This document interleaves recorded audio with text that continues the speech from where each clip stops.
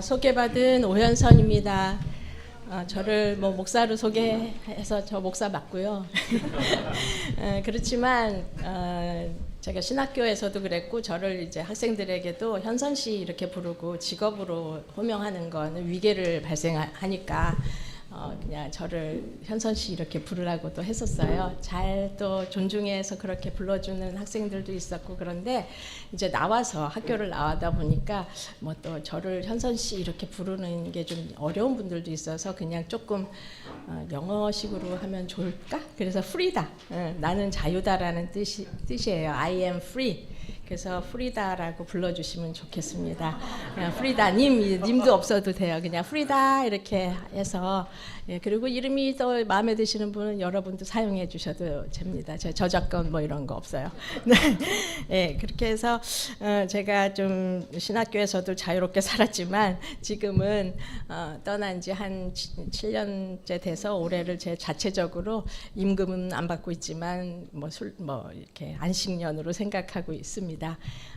공간 엘리사벳은 누가복음 1장에 비혼모와 또 불임을 겪은 두 사람이 만나서 하나님의 해방가를 함께 부르는 작은 공동체의 정신을 제 살아가는 정신, 교회론 또는 제 신학의 중심으로 삼고 지향했던 공동체의 상징적인 것이라서 공간 엘리사벳이라고 하는 이름을 지어서 학교 나온 이후에 나 하고 싶은 거 다 해 이루고 싶어서 그렇게 살아가고 있어요. 오늘 초대해 주셔서 참 감사합니다. 3월에 추운 겨울을 보내고 봄이 오듯이 이제 3월은 저항과 자유의 외침, 그리고 평등과 평화를 원하는 사람들의 간절함이 꽃처럼 아름답고 경이롭게 피어나는 달입니다. 3.1절만큼 모두에게 알려지진 않았지만 세계적으로 연대하면서 함께하고 있는 두 기념일이 있어요.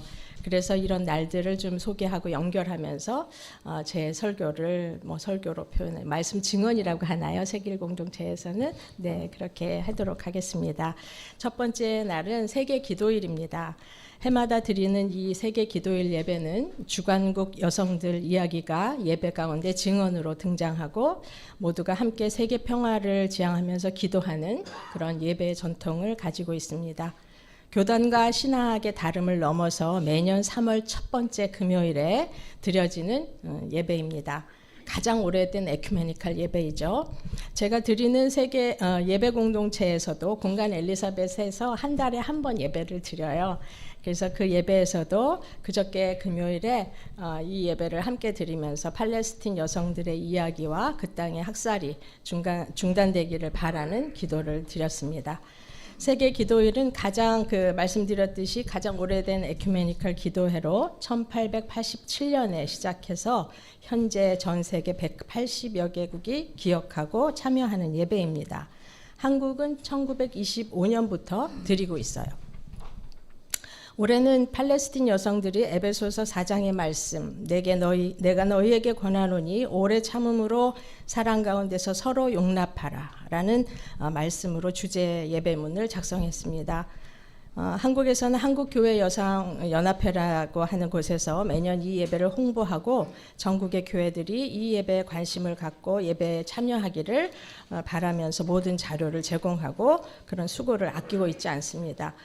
이 자료, 이게 예배 자료예요.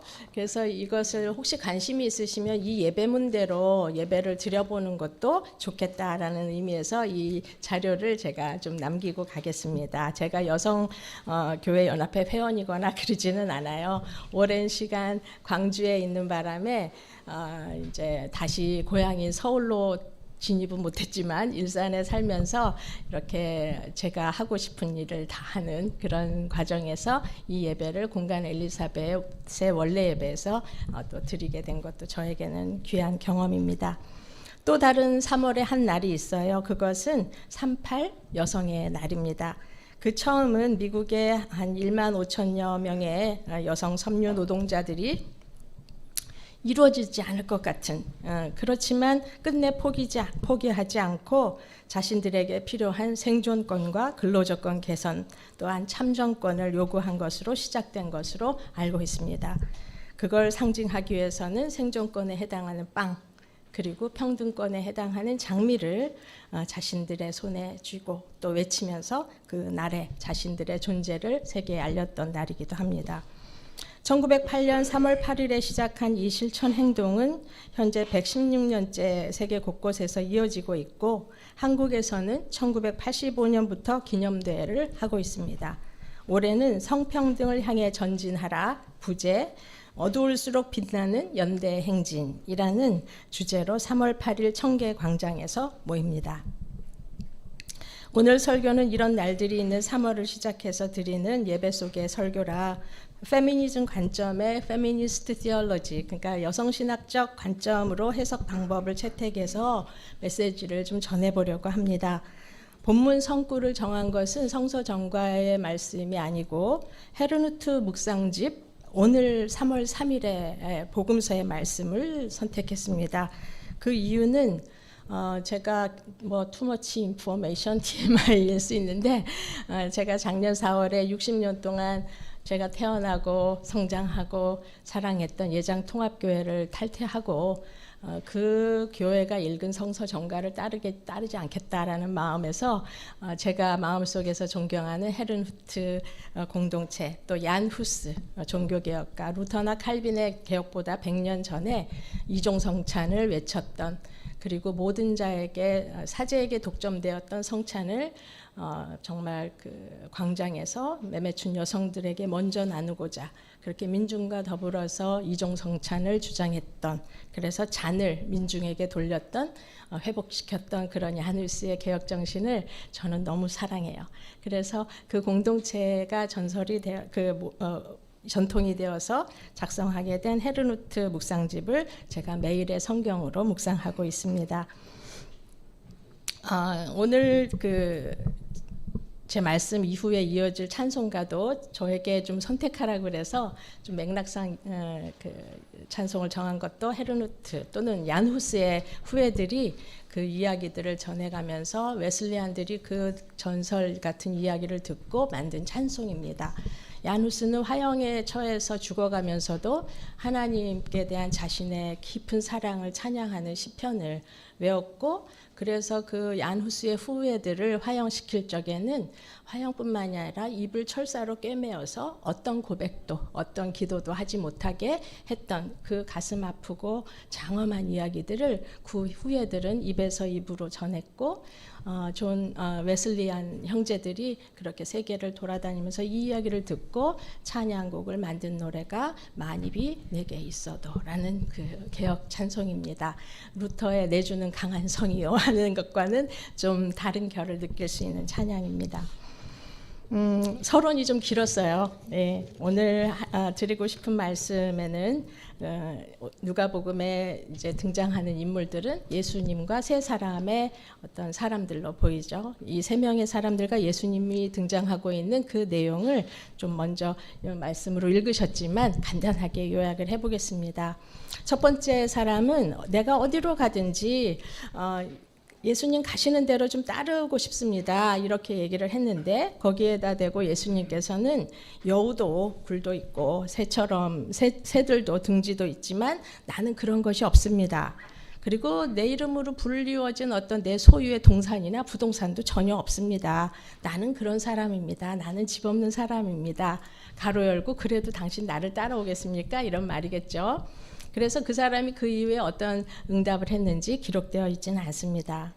두 번째 사람은 예수를 따라가기 전에 예수님을 따라가겠다고 하면서도 그 전에 아버지의 장례를 지내고 올 때까지 좀 장례를 할 때까지 나를 좀 기다리게 허락해 주십시오 이 말이에요.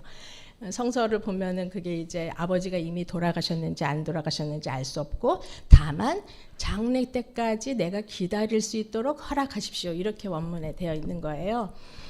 그래서 결국은 이제 예수께서 죽은 사람은 죽은 사람들이 돌보게 하고 당신은 하나님 나라를 전하십시오 이렇게 얘기를 하죠. 그리고 또 세 번째 등장인물은 예수님 당신을 내가 좀 따르고 싶은데 따르기 전에 먼저 집에 가서 가솔들에게 작별할 시간을 좀 내게 허락하십시오. 그래서 좀 가족들에게 뭐 안녕을 한다라는 것은 그 가족의 일들도 좀 돌아보고 이런저런 일들을 갈무리하고 오겠다라는 얘기겠죠. 그래서 예수님은 이렇게 응답하셨어요. 당신은 손에 쟁기를 잡고 뒤를 돌아보는 사람과도 같습니다. 그런 사람은 하나님 나라에 적합하지 않습니다라고 하셨습니다. 이 얘기는 여기서 마쳤기 때문에 이 세 사람이 실제로 예수를 따랐는지 어쨌는지 그거는 알 수가 없죠. 이 말씀이 교회 일반 한국 교회에서 강단에서 어떻게 이제 선포되는지를 제가 좀 찾아봤어요. 신학대학에서 목사들이 이제 채플 설교를 하기 위해서 오는 것에서도 제가 들은 적이 있지만 실제로 많은 설교 본문들이 이 본문을 채택해서 했을 적에는 제가 좀 이름을 좀 정하기는 현실 타협적 성서 해석 뭐 이런 이름을 좀 붙여봤어요.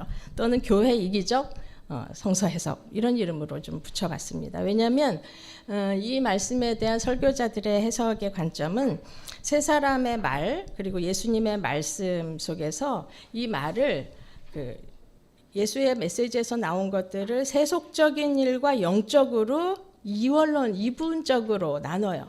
그래서 예수를 따르는 일 이외의 것은 세속적이고 다른 일로 이제 배치를 대칭적으로 한 다음에 하나님 나라와 교회를 위한 어떤 사역이나 일에 주저함이나 우유부단을 그런 태도를 갖지 말라. 교회를 위한 사명에 충성하고 교회 봉사에 우선적 헌신을 해야 한다라는 아주 강력한 메시지로 선포되고 있기 때문에 제가 그런 교회 중심의 성서 해석이 아닌가 이런 그리고 현실 타협적 말씀 물론 컨텍스트 따라서 상황에 따라서 우리는 성서 해석을 유연하게 해석할 수도 있는 권리가 있지만 그런 이야기들로 대부분 해석이 됩니다. 이런 입장보다 더 심각하게 성경 문자를 있는 그대로 믿게 하고 또 그렇게 행해야 한다라고 하는 소위 우리가 뭐 이단이라고 얘기한다든지 근본주의자로 분류해서 모여있는 어떤 교회의 형태에서는 자주 이런 말씀을 진짜 다 팔아서 교회에 맡기면 하나님이 그 다음 책임져 주신다 이런 식으로 설교를 들었고 저도 그런 설교를 성장 과정에서 좀 들어봤던 것 같아요. 그렇기 때문에 이제 그런 교회 영역에서 대부분 필요한 일들을 영적 과제로 삼고 그 외에는 세속적 욕망으로 설명하면서 신앙의 척도나 또 신앙 성장을 위해서는 교회의 선포대로 살아가라는 교회 중심의 해석으로 주로 선포되는 것을 볼 수 있었기 때문에 제가 이런 얘기를 먼저 드립니다. 이런 성서 해석이 좀 마음에 드시나요? 네. 네, 괜찮습니다. 예해도 되고 아니해도 되고 그 중간 어디에 있어도 되고 침묵도 또한 대답입니다. 오늘 제가 정리해서 제 나름대로 해석을 한 것은 저 고유의 것만은 또 아니겠죠. 그렇지만 어쨌든 제가 나누고자 하는 메시지도 여러분의 마음에 드실 수도 있고 안 드실 수도 있고 중간일 수도 있습니다. 그러나 그냥 제가 작년에 환갑을 지나면서 60년 동안 또는 인식이 좀 발달해서 신학적 사고를 하는 18세부터 지난 삶을 돌아보면서 가장 정성스러운 마음으로 오늘 설교를 준비했어요. 그러면서 메시지를 정리한 것을 좀 나누겠습니다. 첫 번째는 저는 누가 공동체가 기록한 이 말씀에서 예수님이 강조한 것은 오이코스, 즉 집. 오이코스라는 것은 히라보로 이제 집이라는 뜻이 있어요. 그래서 신학교에서 뭐 오이코스 정신으로 살아간다, 세계 경제, 하나님의 경제로 운영하는 것을 오이코스라는 개념으로 하기도 하지만 실제로 성서에서는 굳이 어떤 그 집의 개념을 다르게도 표현하고 있기도 하겠지만 주로 집, 뭐 가족 이런 것들을 설명할 때 오이코스라는 단어를 씁니다. 그 예수의 메시지는 이 집, 오이코스에 머물 것이 아니라 다른 공동체를 향한 다른 형태의 공동체를 향한 비전과 지향을 가지고 살아가 보자라는 이제 요청이요, 선포요, 명령, 또 강력하게 말한 명령이라고 할 수 있는데 저는 그냥 그런 요청이라는 해석을 합니다. 예수의 요청인 거죠. 그러니까 그 메시지에서 이 대화에서 제가 눈여겨본 것은 우리가 떠날 곳을 떠나서 집이라고 하는 형태의 것을 떠나서 새로운 대안적인 공동체를 지향하는 마음을 가지라는 메시지로 받고 싶었습니다. 예수께서는 집도 없거니와 내 이름으로 뭘 가진 것도 없다는 설명을 했다거나 또 하셨죠. 그리고 장래 같은 관원상제는 할 만한 사람들의 맡기라고 보였고, 또 안부를 당부하면서 가소를 돌아보는 일들은 하나님 나라에 적합한 것이 아니다. 이렇게 저는 읽었어요. 그런데 이 말씀은 정작 대부분의 한국교회에서 강조하는 부부 자녀 중심의 가부장 가족 시스템, 그리고 거기에서 생산하고 있는 가치들과는 확연하게 다른 말씀이라고 할 수 있습니다. 같은 성서를 보면서도 이 말씀을 이원론적으로 가부장적 해석의 틀에 맞추어서 실제로 이런 부부 자녀 중심의 헤테로 가족 중심의 이 가치들을 재생산하고 계속해서 확산하는 것을 아주 백본, 척추로 삼고 이제 살아가는 교회, 그걸 지향하는 교회 성서 적용과는 좀 다르게 저는 보고 싶었어요. 제가 경험한 한국교회는 물질 숭배와 가부장 가족 시스템의 신앙적 언어를 채색해서 확대 적용한 것으로 저는 해석하고 있습니다. 상하의 권력 관계가 위계 질서화되고 그 위계 질서가 그 중심축에 있고, 젠더 전형성, 뭐 영어로 표현하면 스테레오타입 이런 말을 전형성이라고 저는 좀 번역을 했는데요. 젠더 전형화된 그 젠더성을 비판 없이 그대로 수용해서 교회 안에 필요한 기능이나 역할을 성차별적으로 분담하는 것. 그리고 남존 여비 사상이 내면화되어 있는 그러한 교회 문화는 좀 멀리 좀 떨어져서 보면 사실은 가장 낙후한 성차별적 제도 기관이 되어가고 있고 더 강고해져 가고 있습니다. 오늘 누가복음은 누가복음에서 읽은 예수님의 말씀을 이런 오늘날의 교회에 던져진 말씀으로 비춰본다면, 이런 교회는 쟁기 잡은 사람처럼 뒤돌아보지 말고 떠나라, 그런 곳에 머물러 있지 말고 떠나라라고 하는 예수의 말씀이라고 읽혀져야 된다고 저는 생각합니다. 사실 저는 이런 교회도 제가 태어난 교회라서 교회 개혁에 대한 열정을 가지고 20세 이후에 지난 40년간을 헌신하고 또 제가 좋아서 그 길을 선택하면서 살아왔던 사람입니다. 그리고 이 말씀, 꼭 굳이 이 말씀 때문이 아니라 마침내 저의 영적 오이코스였던 예장 통합을 이제 좀 탈퇴하고 보니 예수님의 이 메시지가 조금은 더 분명하게 보였어요. 가부장 문화, 즉 모든 성원을 권력 서열화하고 권력자들 간의 서열화된 다른 그 조직관계도, 그거에 따른 조직관계도 경제적 중상층 고등교육을 받은 이성의 부부 자녀 가족을 축으로 구조해버린, 그리고 그 나머지 사람들은 없는 존재처럼 대하고 심지어 적대화하고 혐오하며 차별하는 곳이 현재 한국 교회의 대표적인 모습이라고 저는 봅니다. 그런 교회가 저는 저의 집이 될 수 없다고 생각했고, 결국은 그것을 고치고 수정하는 일보다는 이 말씀에서처럼 좀 떠나야겠다 이런 생각을 하게 됐고, 그래서 저는 한국교회는 현재 제가 지향하고 있는 페미니즘과는 병존할 수 없다. 그래서 저는 길을 떠나버렸어요. 그래서 저는 이 페미니스트 신학이라고 하는 것이 복음의 근원적 이해에 가장 가까이 닿아 있는 관점이라고 생각을 합니다. 페미니즘은 예수의 활동 시기, 또 성서 편집 시기를 거쳐서 봉건제든 자본제든 모든 역사와 문화에 존재해온 가부장제의 흔적들에 대한 비판적 시각을 제공합니다. 가부장제, patriarchal system이라고 하는 것은 가부장제를 우리가, 저도 그랬어요. 성차별 개념하고 동일시하게 되면 오류가 나타납니다. 이 두 개념을 동일시할 적에 우리는 페미니즘을 성차별주의를 반대하는 정도의 것으로 오해하게 됩니다. 페미니즘은, 여성주의는, 저는 페미니즘이라는 단어를 좋아해요. 왜냐하면 거기에 여성이라는 특별한 젠더로 설명하면은 많은 것이 제가 생각하는 페미니즘과는 간극이 있기 때문에 페미니즘이라는 단어를 씁니다. 페미니즘은 동서고금, 남녀노소를 막론하여 모든 사회 문화화에 이미 시스템화된 이 가부장제가 낳은 차별적 결과들에 저항하는 정신을 저는 이 가부장제라고 부릅니다. 예수는 바로 그런 의미에서 진정한 페미니스트였으며 오늘 그가 떠나야 한다고 말한 것은 바로 이런 가부장제가 만들어 놓은 집, 그리고 머리 둘 만한 곳이 없다 하심은 바로 그런 곳이 예수의 머물 집이 될 수 없다는 말씀으로 해석됩니다. 예수를 따르겠다라고 말하는 사람들에게 예수가 하시는 말씀은 차별적이며 다른 욕망으로 가득 찬 비인간적인 오이코스, 그런 오이코스가 아니라 새로운 대한 공동체를 하나님 나라로 제시하고 그 비전을 공유하자는 굉장히 엄숙한 초대라고 보입니다. 지속적으로 새로운 대안적 공동체에 대한 비전을 상상하고 꿈꾸고 만들어가면 저는 좋겠습니다. 최근에 그런 새로운 차별금지법 제안이 있고 그 제안 안에서는 혼인평등법을 비롯한 어떤 가족 구성권의 3법이 기본법으로 이렇게 제안되고 있는데 그런 것들이 혼인평등법이라는 과제도 물론 다른 형태의 가족을 이루고자 하는 사람들을 위해서 강조가 돼야 되겠지만 저는 생활 동반자법이라고 하는 이야기에 굉장히 관심을 가지고 있어요.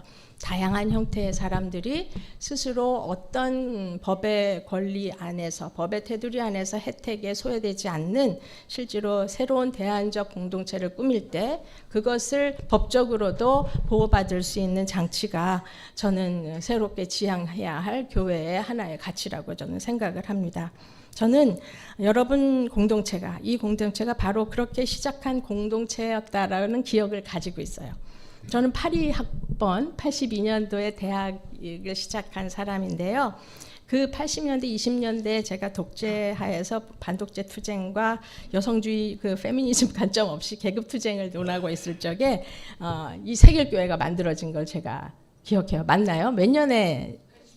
그죠? 그래서 기리성 선생님은 제 영락교회에서 저의 성서 선생님이셨고 또 그런 많은 분들, 또 제가 존경하는 최만저 선생님이나 한한산 선생님이라든지 또 여기 계시는 이영일 박사님이라든지 다 그런 분들이 세기를 새로운 시작을 제가 마음속에 굉장히 새로운 대안으로 생각했던 기억이 나요. 그리고 마침내 오늘 몇십 년이 흘러서 제가 이렇게 정말 바라보던 인생의 선배들, 신앙의 선배들 앞에서 이렇게 설교할 날이 있으리라고는 제가 어떻게 알았겠어요. 그죠? 그러나 저를 이끌어주신 하나님의 말씀과 또 깨우침에 근거해서 살다 보니 여성주일에 이렇게 소재돼서 설교하는 날이 와서 저는 매우 감사하고 기쁘게 생각합니다. 그래서 여러분의 공동체도 계속해서 이루어질 수 없을 것 같지만 포기하지 않고 그 외침을 계속해서 이어갈 수 있는, 그래서 장미가 더 풍성해지는 세기들로 진전해 가시기를 바랍니다. 두 번째 나누고 싶은 메시지는 예수가 가진 어떤 구체제 본체인 새로운 오이코스를 떠나서 새로운 하나님 나라를 지향하라는 그 첫 번째 말씀에 이어서 예수가 가지고 있는 예수의 정체성은 저는 기류의 정체성이라는 말로 표현을 하고 싶습니다.